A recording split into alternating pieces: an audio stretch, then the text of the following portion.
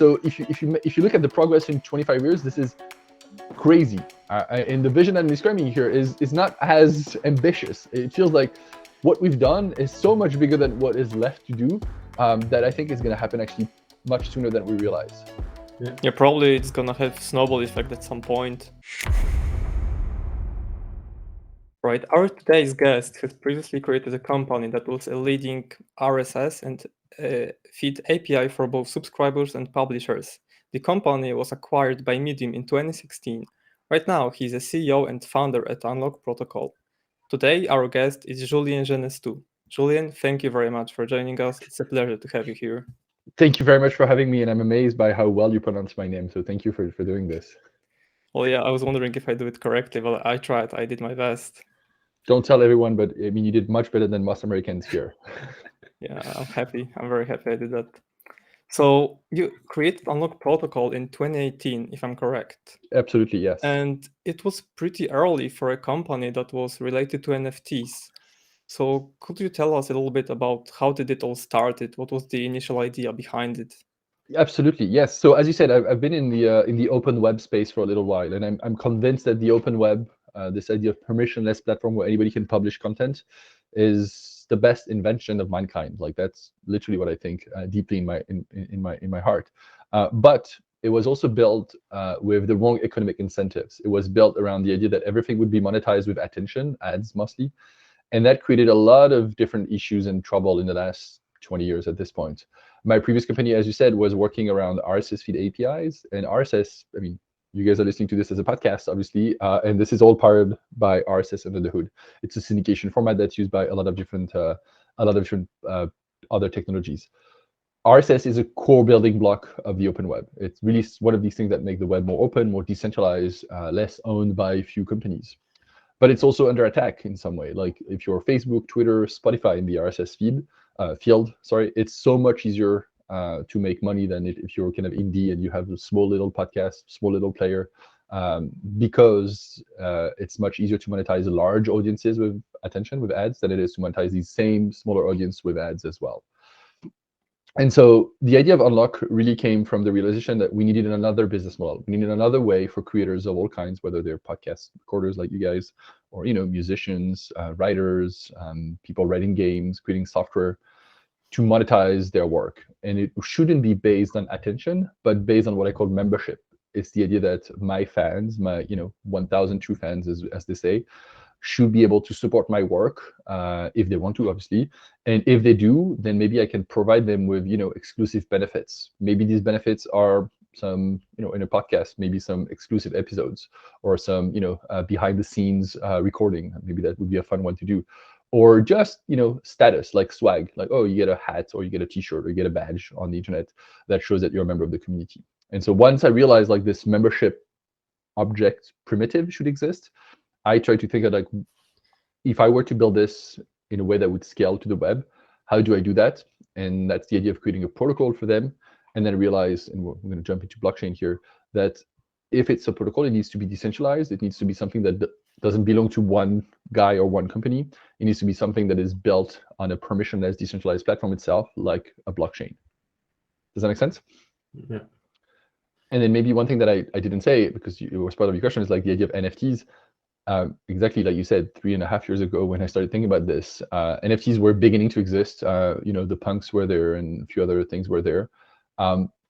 People thought of them as art, and I think it's a great way to think about NFTs, but I think of them as kind of members cards. Like the fact that I'm a part of a community, I have a member card in my wallet. Obviously, it's non-fungible in the sense that it's unique to me. It's my member card, and you can't really take another member card and kind of mix them and then extract them again.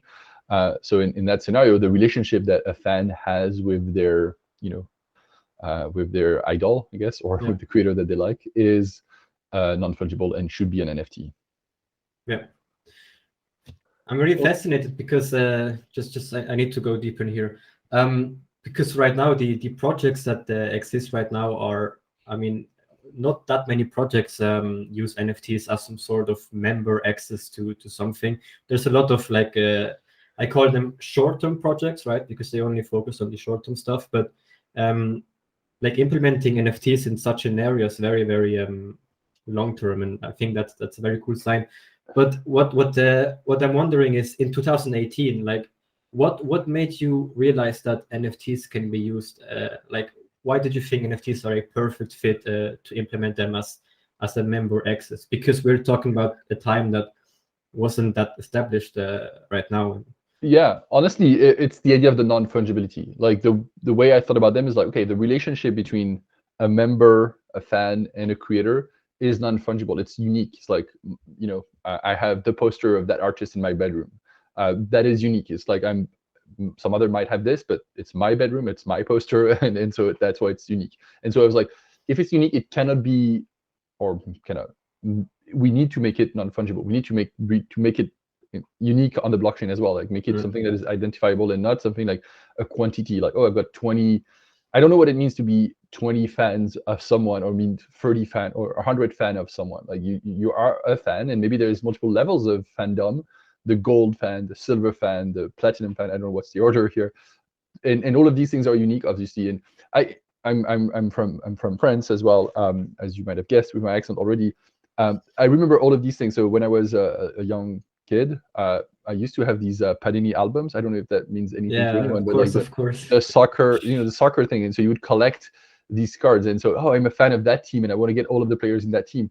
And that made me also realize, like, the relationship, specifically, like, think about Panini, right? You have, so for the World Cup, say, you would buy the World Cup. I think the first one I might buy was like the '94 World Cup in the US.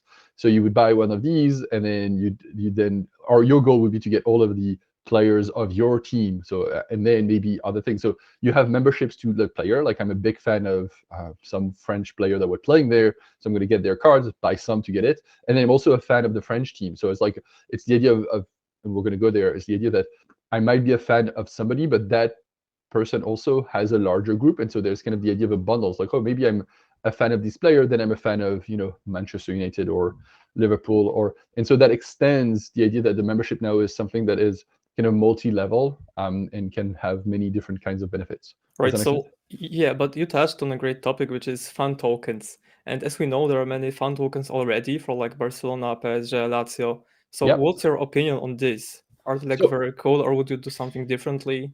No, I think they're very cool. There's a couple things. So they're not necessarily represented. Obviously, they have the idea of a membership of a fanness, I don't know, fandom in it. At the same time, they act as investment oftentimes. I mean, in a sense that, oh, this one is gonna, like, you know, I just bought the Mbappe token, and when Mbappe is gonna be an even larger, bigger player, then I'm gonna be able to resell it at a higher price, which is, you know, a valid use case for NFTs. I think there's also the idea of utility-based NFTs. Like, okay, cool, because I have an Mbappe NFT in my wallet, I can access some things, and I can leverage that, you know, interest of mine to get other kinds of benefits. And also from the creator perspective, if you think about the Mbappe NFT, I don't think Mbappe makes any money, or if he does, very little on that. And also, he does only once. Basically, he sells his NFT, maybe he sells 100 of these, but then once they're sold, they're sold. There's no other Mbappe NFT that can happen. With Unlock, one of the core ideas that we try to bake in from the beginning, which is kind of different from what other NFTs do, is like, these NFT have an expiration date. I'm a member of a community for a month, a week, an hour, a day, a year. It's really up to the creator to choose, with the idea that if I'm still a member, if still a fan at the end, I can renew my membership and then create kind of a long-lasting relationship with the creator in that sense. Actually, it's a great idea. It makes a lot of sense because it encourages creators to provide value constantly. It's not like a cash grab that you create like one collection, sell it out, and that's it. Exactly right. It feels like it's more work, and I think it is more work for creators, but it's also more value for them, because it means that they're going to have more revenue as they keep producing content and improving their content in that way. Yeah, I mean, I really like the idea because it's very long-term focused, and I love it. Yeah, I have to say, I'm really also fascinated by the fact that you include expiry dates. So if I may ask about what's like the most common expiry date? Like, for now, I think people pick month because that's what we're used to, like a month-long membership. But we're starting to see different things. Like, we're starting to see people. So somebody's building a game where your player basically is the membership. So basically, think of it like the life points. So my my member, when I purchase my membership, it's 30 days. So I can play for 30 days. And then imagine the avatar is getting older as I approach this. But before it dies, at the end of 30 days, I can renew it. So I added 30 days. Or even earlier, it's like, oh, I know I'm going to play for a year. So I'm going to buy all at once 12 times the duration. And so now I've got 12-month worth of membership, and I know I can play for 12 months. So what I think is interesting here is the idea that you can take the membership aspect, and rather than, in a traditional game, you pay and then you play, and when you play, you completely lost the track that it's kind of a different world. It's like you pay in the physical world in some way, and then you play in the virtual world.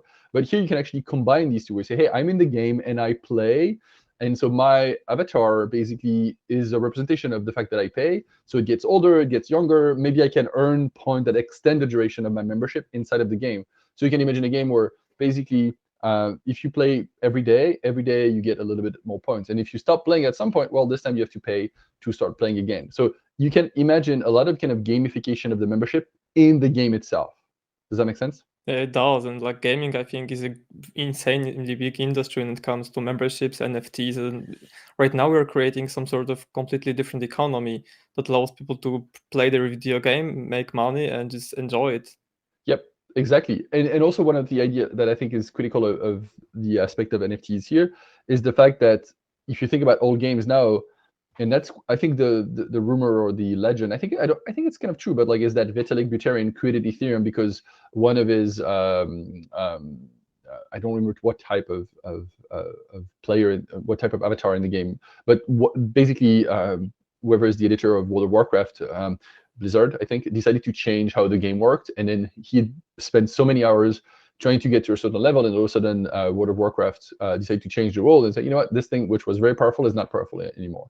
And so for me, that's kind of a very important aspect to realize, like, this object that you own is reuse, it exists outside of a specific game or outside of a specific environment. So let's go back to the Mbappe example, right? Like, if I have the Mbappe NFT in my wallet, now anywhere on any game, and you can imagine, like, obviously all of the FIFA games, but any other kind of game that might have or leverage this can have that information because they know who I am, they have my address, and they know that I have an Mbappe. So I don't know if it makes any sense, but you can imagine, like, hey, now I'm playing World of Warcraft, and I have there's an Mbappe representation in the game itself, which is funny, but also kind of interesting, because now you can start meshing games in very completely unique direction and kind of leverage the experience that I've acquired in a previous game into that one as well. Yeah, that's great, because it also, when you said about FIFA, it came to my mind instantly that every year there is new FIFA, and if someone spends their money on FIFA points, basically, if there's like FIFA 21 and they spend thousands of dollars and the new FIFA comes out, they lose all the money. But with NFTs, they could sell the old ones or like transfer them to a new one and still make a use of it. Exactly, or even keep playing. What to me, the most interesting thing is, like, hey, you would basically, all of the experience that you've acquired in a previous version of the game is applicable to the new game as well, and maybe you can extend it and go even further. It's like, oh, cool, you got so many points there, these points are still usable in that new game, in that new version of the game, and now you can do more things, or you can do different things. And again, it starts to be even crazier when you kind of fork the idea that people would, Mbappe in World of Warcraft sounds weird, but I'm pretty sure we're going to see kind of this crossover between different cultural elements and cultural items that would make completely new experiences there. Yeah, that's correct, because it's all like, there's many about community, and obviously there are people who are interested in both gaming and football and something else, so that they can connect their passions with one, let's say, NFT or with collection. Absolutely right. Yes, and it could be music as well. Like, it could be anything. Like a couple of months ago, there was this musician that did a concert in I think it was Decentraland, and there's literally tens or maybe even more than that, thousands of people listening in live. Wouldn't it be amazing if that musician could now go into World of Warcraft and do a concert? And like, you start to really have kind of this metaverse idea of our, we've got the obviously the physical life, and I think it's very important, but like, all of the virtual worlds that we live in, and honestly, at this point, it's many virtual games, start to combine in one single coherent universe, in which basically, yeah, I follow you on Twitter, and then I see you on World of Warcraft, and I can actually go do some quests with you on World of Warcraft because I follow you on Twitter, which sounds, again, weird, but these are all part of our worlds, and it's kind of interesting to imagine a world where they kind of interconnect and they can leverage each other's information and data. So you're saying that we might reach a point where basically everything is like connected to each other and everything is possible in that sense. But I'd say it is already right here. Like when you think about, like when I think about my life, if everything is connected. It's just kind of schizophrenic in a sense that right now I do things there, and then when I'm out of there, it's not, it's different from here. Even though it's still already it's already connected in my head, and might also be connected in your head. Like as you said earlier, like you might be a fan of the same music and the same soccer player that I am. So what if we could actually leverage these things and then actually be connected in a virtual world because we share the same passions in that way? Yeah, we talked a lot about right. opportunities, but what are the obstacles that you see, or some threats to like both your company and NFTs in general? Yeah, so I mean, the biggest challenge is one of showing the way.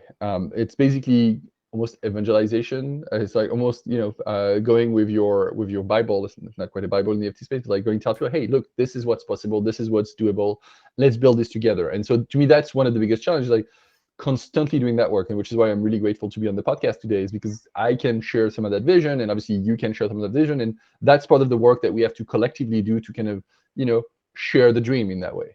So that's the first step. Then there's obviously all of the scalability, not necessarily just in the blockchain chain, but like there is a lot of things right now in our world, the Web3 world, that are still strange, or that people who don't play or don't use that don't necessarily understand how that works. And so that's the kind of the work that we have to do on the usability aspect of things to make sure that, okay, it doesn't cost so much gas to actually make a transaction, or you don't have to worry too much about losing your private keys when you play a game. And that's what I would call the scalability issues. Like, again, making it easier for us to go from couple tens of millions, maybe hundreds of millions of people using these to everyone on Earth. And that's going to take some work from engineers, from designers, from UX. And then maybe the last one, which is in my mind one that we don't talk a lot, but is the most important one, is like not losing sight of the goal. I worry a lot in the NFT space. That's pretty obvious that a lot of us are forgetting the goals of decentralization, of openness, of programmability, of transparency, of all of the values that came from Bitcoin initially, but are really very strong in the Ethereum space as well. Like, can we make sure that we're not going to go just rebuild Facebook in some way? And obviously in the NFT space, it's I don't think that battle is already won. I think we are at the mercy of going into a world where we centralize everything in ways that would be very detrimental to the ecosystem and to the dream in practice. Yeah, right. Well, I want to focus on Unlock Protocol first. One point. So imagine someone having never heard of Unlock Protocol before. What is what are your main customers? Like, who are the main creators? Are these celebrities or? So we start to have a few people that are indeed, I don't want to say necessarily celebrities, but have some kind of fans already. So that's definitely creators that have already a fandom. And there's a few artists, designers that are using us, photographs. There is a few people that are writing content, obviously, on the social networks that are using Unlock to monetize their work and create memberships. We also have what I would call as brands and companies that are creating their own membership. Because when I say a creator, I think there is a lot of creators that are not an individual person, but a company, right? So you can think of Nike, for example, as a creator in a sense. Like, there are a community of people that are fan of Nike, and I think Nike should have a membership. Should be able to say, you know what, my fans get access to some exclusive content. Since they're partners with some sports team, if you have the NFT, the Nike NFT membership, you get access to preview games or something like this, or you get discounts on your next pair of shoes or your next t-shirt because you are one of the fans. So that's another so we have the creators, the indie creators, we have the brands, and now we start to have communities like DAOs, basically, where it's not quite a single person or a single brand, but it's like a group of people who together say, you know what, let's create our own little DAO specifically, or our own little membership all together, and people pay, I don't know, $5, $10 a month, so that we get to work together on some items or some topics that we're interested in. Yeah. And how exactly does this membership look like in the in the fans' point of view, like do they need to be familiar with NFT, with this technology, or is it very, very friendly? And like how do you market it? Yeah, we try to make it as easy as possible while still kind of keeping it as decentralized and native as possible. So obviously these are normal NFTs, ERC 721 to talk very specific about the details. And so it means that if you purchase a membership, so for example, I have a membership on my blog, or you should have a membership on the podcast. But the idea is like if people purchase the membership with the wallet, they get an NFT that is in their wallet in the same, whatever wallet they use. But like if the wallet supports showing NFTs, it should be visible like any other kind of NFT, like a Bored Ape or a CryptoPunk or whatever. It should be visible, and it is visible on OpenSea, exactly like any other kind of NFT. You can do anything you can do with your membership NFT that you should be able to do this. We also provide what I call a convenience layer. It's not a great marketing term, but like an easy way for people who don't know about crypto, who don't have a crypto wallet, who don't care about crypto, to purchase their memberships with the credit card in a safe way. So we let them say, hey, you know what, you don't have to think too much about this, create an account with us. So that's kind of centralized already, and we allow people to export. We try to tell them you should use a wallet, but if you don't, you can create an account with us, email, password, like you would do with any other Web2 like website. And when you do so, you can purchase your membership with your credit card. What's interesting here is like, and the user doesn't know, but we create for them a non-custodial wallet. So they have a wallet. It's not something that they would use to spend or purchase cryptocurrencies, but it's an identity. Well, actually, let's come back to that idea in a couple of seconds. But so we create one for them, and then when they purchase the NFT, they pay the creator with their credit card or debit card, and then what we do then is take the NFT and give it to them. So we basically say, hey, rather than you paying for that NFT, we'll pay for the NFT for you on chain, and then we'll give it to you because you've paid on the credit card. Does that make sense? So you give it to their wallet, to their non-custodial wallet that you created for them. Exactly right. And so they are the one holding the private keys, or like the seed phrase. Exactly. So they don't know that there's no seed phrase. It's a private key that is encrypted with their password, technically speaking. So it means that we don't even have access to this because we don't know their passwords, like unless they have a very dummy password, which we try to tell, hey, no, use a complex password. But the idea here is like it's only available to you. I want to go back to the wallet thing because I think it's interesting. When you think about a physical wallet, your actual little object that is a wallet, in it, there is obviously money. I mean, most people will have some coins and maybe some bills. There's obviously a bunch of payment cards, but there's also an ID or maybe multiple ID cards, a passport maybe. Yeah. And I think when we think about crypto wallet, we tend to focus too much on like, oh, this is where my money is, when in practice, it should be, in my mind, a lot more, this is where my identity is. That is the thing that I use to log in on websites. That is my credential. So I actually think that in many cases, there shouldn't be money on it because they might not be as safe as they should be. But it's perfectly fine to say, you know what, there's an identity linked to that. And so when you use this, I know that it's you and I can make sure that it's you in my application. Does that make sense? Yeah. And so in the context of Unlock, when we do the credit card purchase, we obviously don't use that as money. People don't have to have cryptocurrencies. We never tell them send money to the wallet. We say this wallet, we actually don't tell them because it's complicated. They don't have to know this, but this is their identity. This is like the address that they have that represents who they are in practice.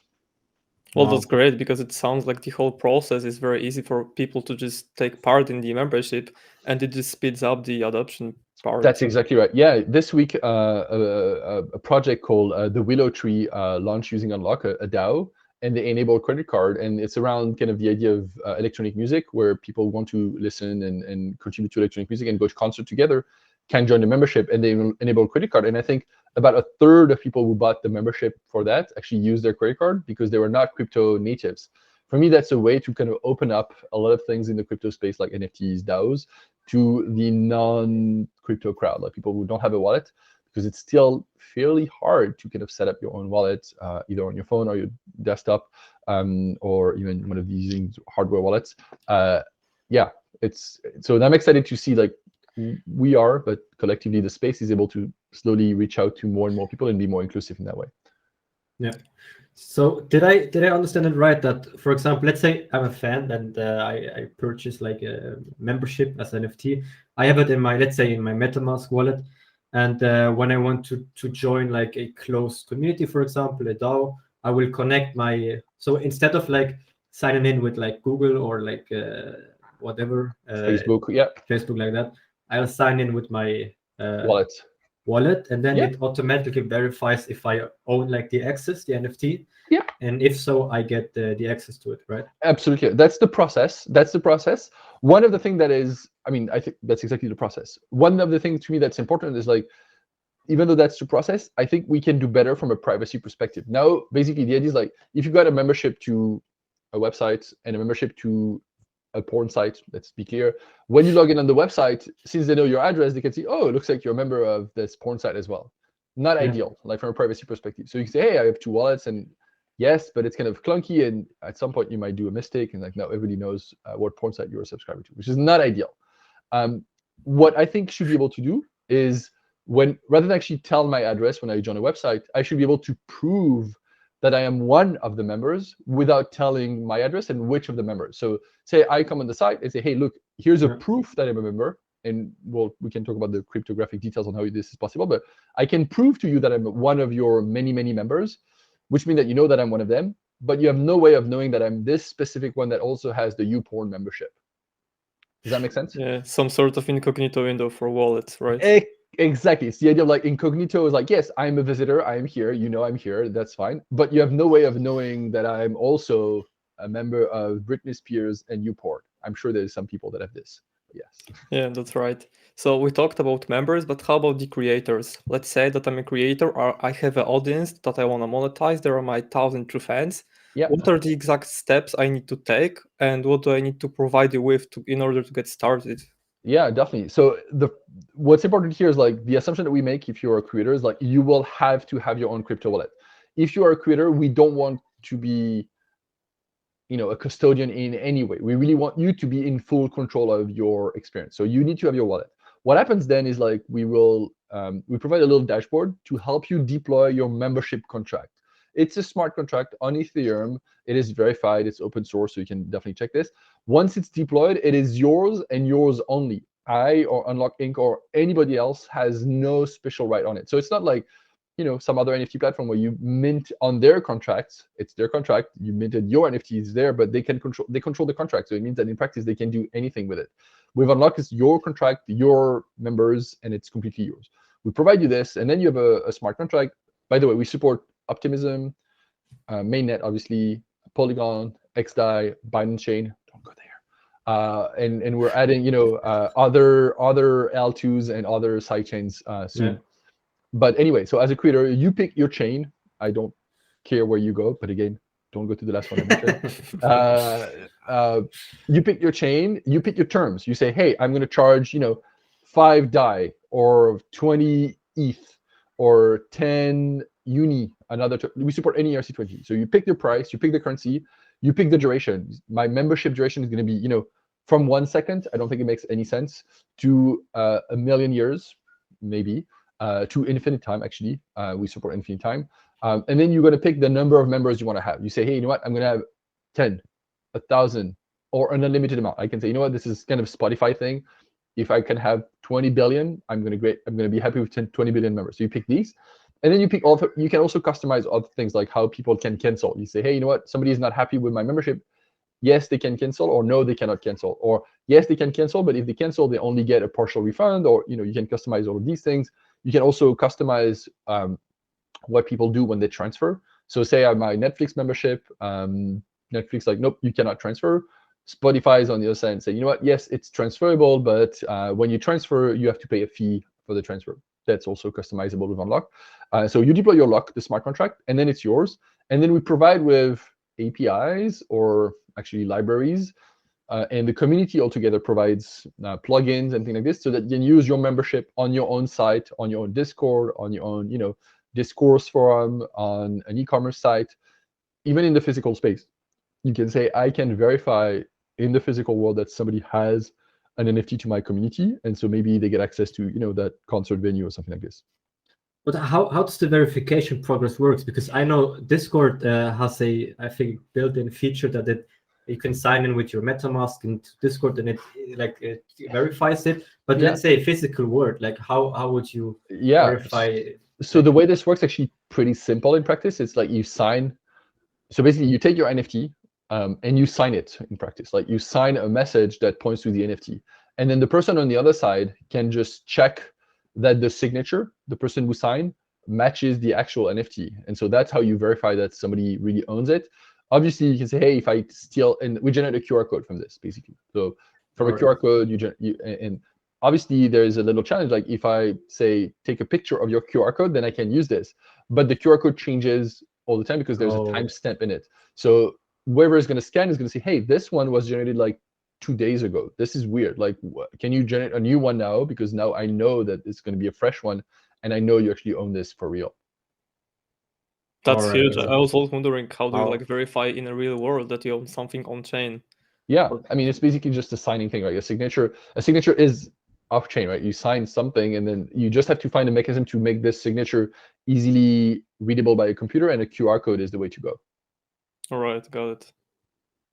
And what about like a website that doesn't, well, no, not physical, but a website that doesn't have the, for example, the built-in feature that that Discord has? Sign-in wallet, yeah. We provide a bunch of APIs. So one thing that we provide is kind of an OAuth-like API. It's centralized, but that's the only way. I mean, if you don't want to build your own thing, then you'll have to use something somebody else has built. And basically, it's kind of login with Google, as you said earlier. It's the user would click on the link that redirects them to another page that unlock host. That's where they sign the message, and then we redirect back to the main website and say, hey, website, here is the signature that the user provided. Now you can verify that they're actually a real user. All right. So for the creators out there, it means it can be any website. It doesn't need to be Discord or something. It can be anything. It can even be in the physical world. It can be on devices, on mobile apps as well. On devices. Somebody's building an Android integration, which I think is going to be massive. Like, use native apps, like connect your wallet, boom, boom, done. Exactly. And you can pick the expiry date of the membership. You can set the price. You can set how to cancel. You can set a max limit of members. So basically no obstacles. Yeah, it's the idea. It's like the protocol needs to be as agnostic as possible in terms of like what the creator wants to do, and yet provide something that is working consistently. It's like, I've got obviously tens or hundreds of membership for Unlock at this point. They're all the same code under the hood, which means that they work the same, and we create kind of multiple applications. I can swap one for another. You can say, hey, I've got a New York Times subscription. I'm going to swap for, a Le Monde subscription in France, because they're the same object. They are not different things in different databases. Yeah, it sounds really, really fascinating, actually. Wow. It is, yeah. I mean, this is very exciting. Obviously, it's going to be the future, no? Oh, I think it's actually already kind of the present in some cases. Like, I mean, I'm more than happy to send you some links of people that are using this today. It's already happening. It's just, not evenly distributed, as they say. Obviously, not everyone knows about this. Not everybody is using this. And it's still, to be clear, there's still complexities that are not trivial. But honestly, I am deeply convinced that it's going to happen very, very soon, and it's already started to happen. Yeah, of course. Where do you see Unlock protocol in, like, I don't know, 2 years, 5 years, or even 10 years? Like, there's one more thing that we didn't talk about much. It's the idea of the fact that the protocol itself shouldn't belong to me. So obviously, when you deploy your lock, the smart contract, the membership contract, it's yours, but you still deploy it from so-called a factory contract, a template, if you want. And that template, we wrote it, we created it. We say, hey, you know what? This is how it's going to work. Our goal is to move into a world where it's not just us. It's like anybody who basically uses the protocol should be able to say, you know what? The template should do this now. The template should change how this works. And so to do that, we have our own governance token. Basically, it's a different thing from the NFT that gets minted on every transaction. So every time somebody uses Unlock, there is new governance token that are distributed, with the idea that they're distributed to the people that have implemented Unlock on their end. And so this way they can come and say, you know what, I wish the protocol did this. And so we have a DAO, and that's a way that all of the users of the protocol can self-govern how the protocol works. Does that make sense at a high level? Yeah, like it means basically that you want the community to own the actual protocol. Am I correct? Exactly right. That's exactly right. Yes. Perfect. And it's, I mean, the analogy that I take all the time with people that don't really quite understand this is this. It's like, imagine every time you use Facebook, you earn a little Facebook stock option. Like you post a status, you earn a little Facebook stock option. Obviously, that's maybe it's going to make you rich. I don't know, maybe not, because there's many people using it. But that means that you can now go to the, annual shareholder meeting and say, you know what, I want Facebook to, instead of being blue, I want them to be red. And if you convince enough community members to do that, even if Zuckerberg thinks it's a bad idea, you'll be able to get Facebook to be read. I think this is really important. It's another way, because if you think about like the internet specifically, the network, if you think of it from a economic perspective, right? There's labor, people, employees, there is capital, people that are funding the work, and then there is like users and customers. My goal with Unlock is to make sure that these are all of the same people. Like basically, if you use this, you're not at the mercy of what labor and or capital decides to do. You should be able to have your say in how these things work. And it's kind of a collective effort of, users of a network to be able to say, you know what, I co-own the network with the people who write the code. Obviously, they have their say. They can say, no, I don't want to write this code, and you have to find somebody else. But collectively, we decide how these things work. And I think this is critical, because if you think about the internet, this is kind of a collective brain. This is something that we use. I mean, one of you is in Switzerland, another one is in Poland, I'm in the US. We've obviously never been in person, and we're able to record this podcast. The internet is the tool that allows us to collaborate and communicate. So it means that we should, obviously proportionally to the fact that we use collectively the internet, but we should have our say on how it works and what are the things that it should support. And the whole idea of the governance mechanism inside of Unlock is what you said. It's to say, you know what, the community of users should be governing how it works. That make sense?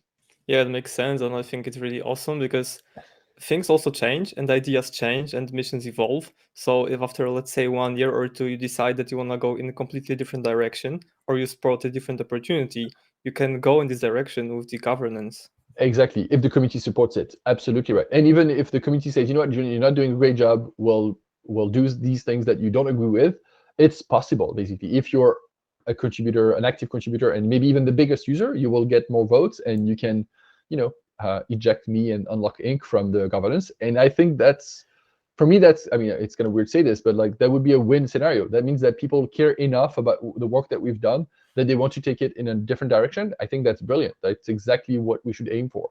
So going back to your question of where is Unlock in 2 years or 5 years, my goal is to say, I mentioned Netflix. My goal is to say, your Netflix subscription should be an NFT, or could be an NFT using Unlock. Your, all of the games, like your FIFA license, like when you pay to, well, that should be an NFT. I'm a fan of a musician. Let's say your Muse ticket to access their music on Spotify is an Unlock membership. Your New York Times subscription is an NFT membership. Your ticket to a conference is an NFT membership. Your pretty much all of these things should be Unlock powered, and collectively, all of these people govern and say, you know what, the protocol should support XYZ, should support this brand new blockchain that does these magic things, we'll push this.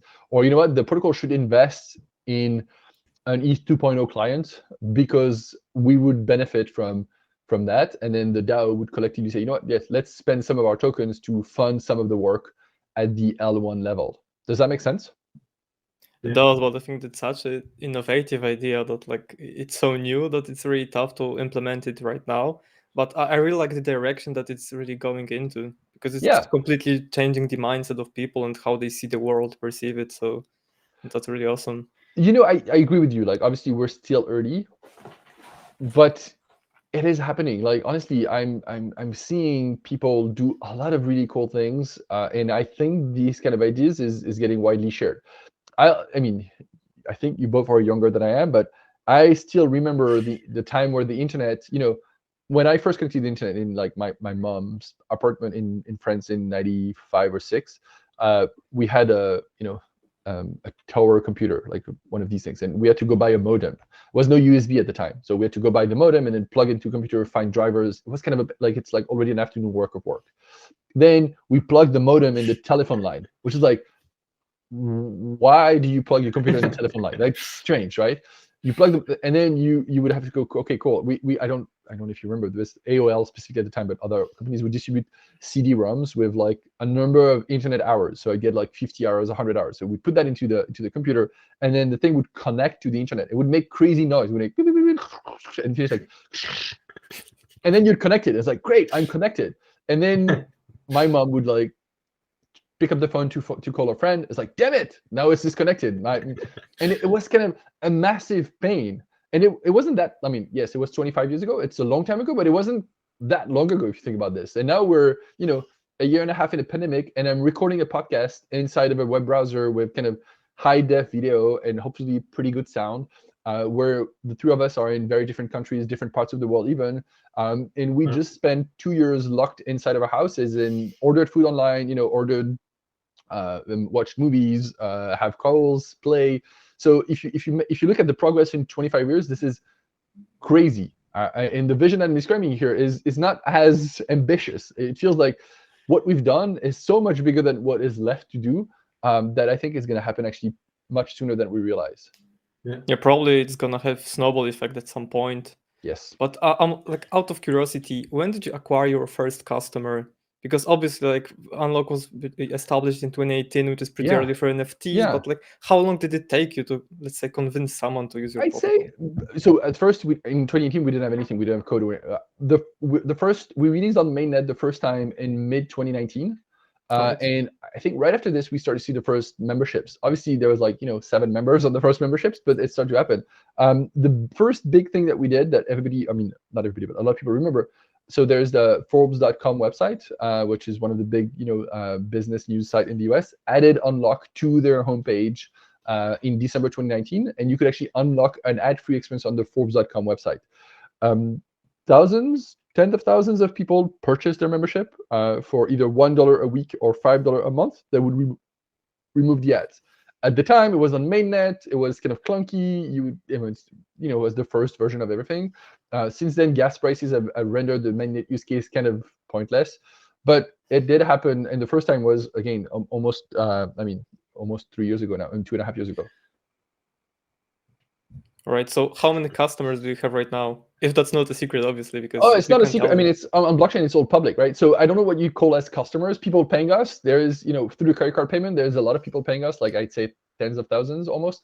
On the locks, we look at monthly active locks. Right now, there's about 120 memberships that are deployed that are selling memberships every month, basically. Does that make sense?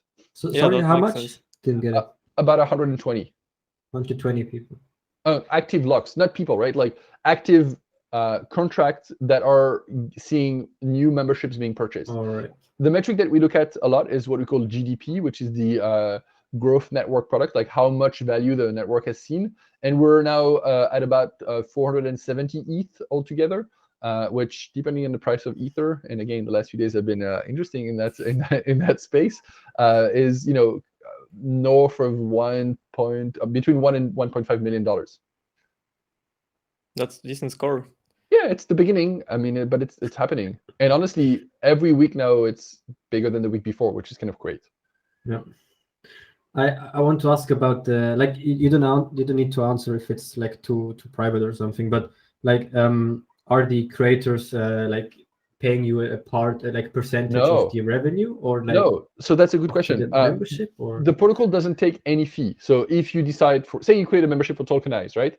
You say, cool, we'll charge $5 a month. You get $5 a month. The protocol pays you the whole thing. There is no fee taken by anyone, obviously. If you decide to enable credit card, basically people who pay with credit card will pay a bit more because there's credit card fees, and then we take a fee here. So basically, roughly, if you charge $5, we'll add about 10% on top of that. That's going to come for fees as for us. So that's the way. The protocol itself doesn't take any fees. And you know what? I think through governance, maybe that's going to evolve at some point. Maybe the users of the protocol say, you know what, we should take a fee. But for now, I don't think it makes sense to actually take fees at the protocol level. Right. So you're not taking any fees at all? Only on the credit card stuff. So if people pay with credit card, that's when we'll take a fee. All right. Well, I'm really hyped, I have to say, for the next couple of years. But yeah, I know one thing, because I used to play FIFA earlier. FIFA doesn't like the idea that you buy coins of FIFA like 19 and then transfer it to 20 or FIFA 21. So I agree with you that it's kind of a challenge, but I don't think they don't like that idea. What they want is to find the right way for it to work for them financially speaking. I think they actually like the fact that somebody buys a membership every year. And so maybe there's a way for them to, you know what, our biggest fans will try to find a mechanism that they keep being fans. What they don't like, what they hate is like somebody is big on the game, they have to upgrade, they don't, and they've lost the customer forever. So they want to try to find a mechanism to kind of create loyalty and help people, in the end spend more, but also leverage their historical use of the game more as well. Yeah. I mean, with FIFA, they're like on Origin, and they already have a subscription. So you like pay a monthly fee, and you can play X games. And then if they like create something new, you can still play it. But if you really like decide that you don't want to play it anymore, you just cancel it, and that's it. Yeah, So it's I kind think of that it's the last thing for them. Yeah. yeah, like we just need to implement blockchain inside of it, and that's it. But you know what I think they would love is find a way to say, you know what, if you play the game, you get access to some games on TV. Like, to me, that's the kind of thing that they would love to have, is like because they sell TV rights, they sell game rights. They would love to be able to say, you know what, rather than actually go through beIN Sports or whatever middlemen they have, they can have a direct relationship with their fans and allow them to now have a FIFA life in some way. Like, you get access to some of the World Cup games, or at least discounts Wow. on some of the. Like, it doesn't go through all of the middlemen that are in the end kind of making the relationship with their fans not as strong and not as powerful as it could be, I guess. Yeah. That'd be amazing. So, FIFA, if you're listening, take action on what Julien just said. You know what to do. Yes, and they're not far from Switzerland, right? So it's like that's. Oh no, is it UEFA? What one of them is? Or both of them actually, maybe in Switzerland. I don't know. I don't know, to be honest. No Yeah. idea. Wow. I mean, very, very cool. Thank you very much for this beautiful. Well, I want to say introduction, but it's been almost 50 minutes. Yeah. Very long Actually, introduction. do you still have a couple of minutes to go through the questions very quick, or do you need Of to course. leave? No, now? definitely. No, a couple minutes. No worries.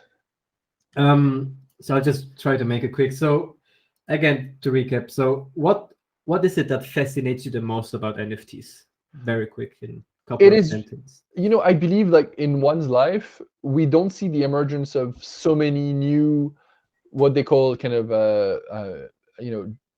general purpose computing devices. Like, the PC was one. The internet is another one. Like, basically, the kind of new software and hardware objects that allow you to create anything. And I think NFT is one of these. It's like, it's not just art. It is not just unlock memberships. Obviously, it is.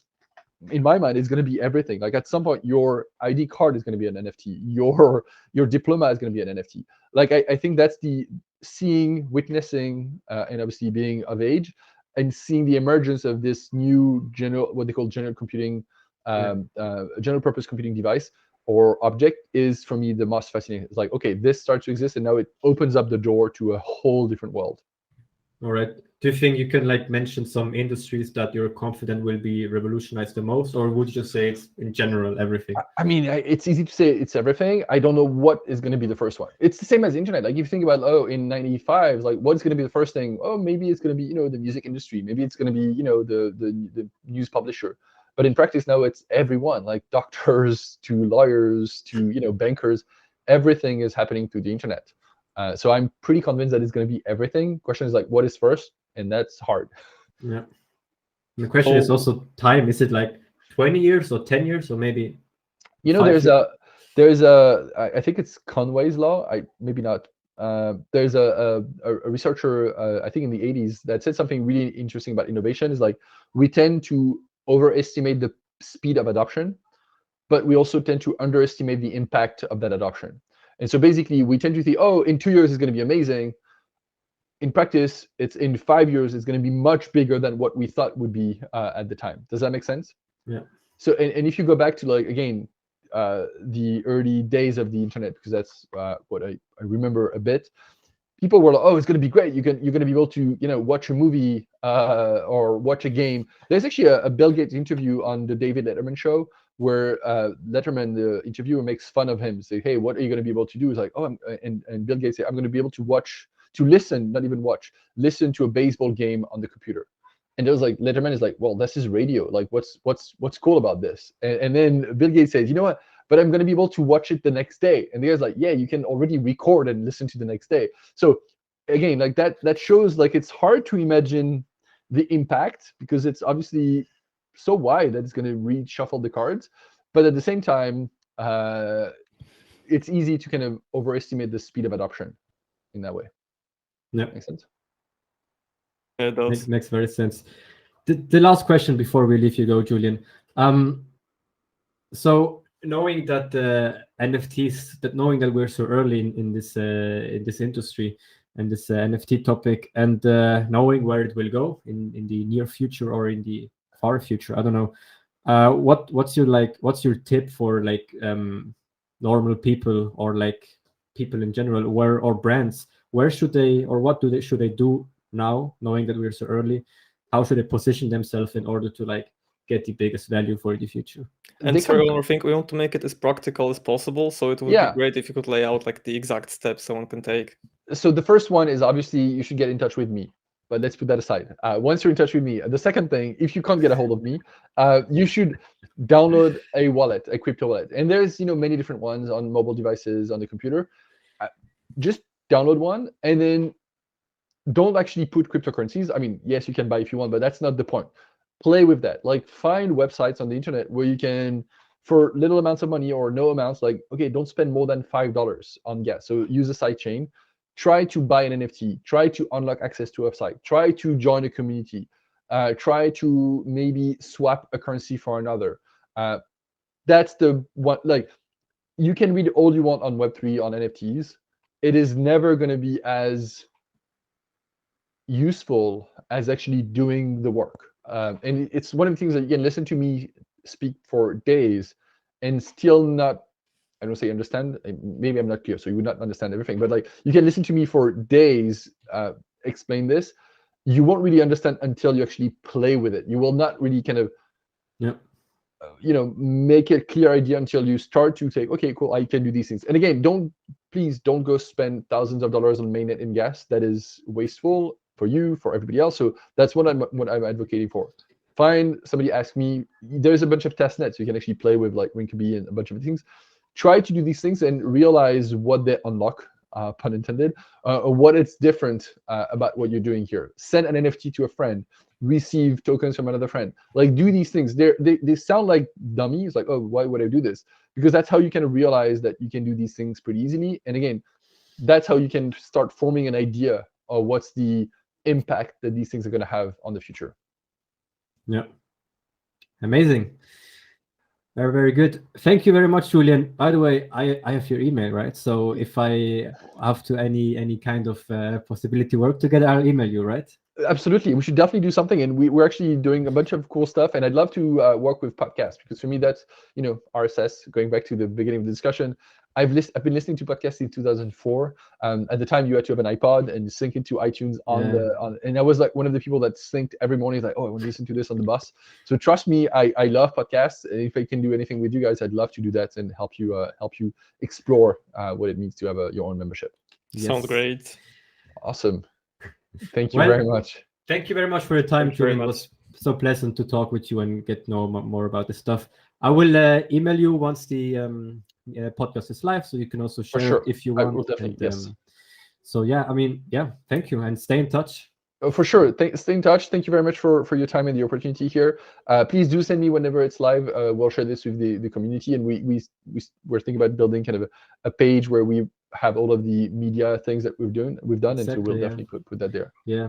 Also, if you know any other name that wants to get his words out in the world, feel free to send him my email, and he can contact me. We'll do that. Thank you very much, Valerio and Konrad. Thank you very much. We really appreciate it. Chat soon. Have a good afternoon, good evening. Bye-bye. Chat soon. Bye-bye. Bye-bye. Thank you for watching and listening. We really hope that you enjoyed today's episode. And remember, we really want to hear your opinion and thoughts on the episode. So don't forget to write your comments, because we write every single comment always. So we will be heard for sure. And if you watch today's episode on any of our podcast app like Spotify or Apple Podcasts, make sure to also check out our YouTube video of today's podcast, because all our further links you can find in our description box below the video. Also, make sure to follow us on our socials. And if you have any personal questions or inquiries, make sure to email us. Again, all our links and our email address you can find in the info box down below. Let's go, guys. Take care.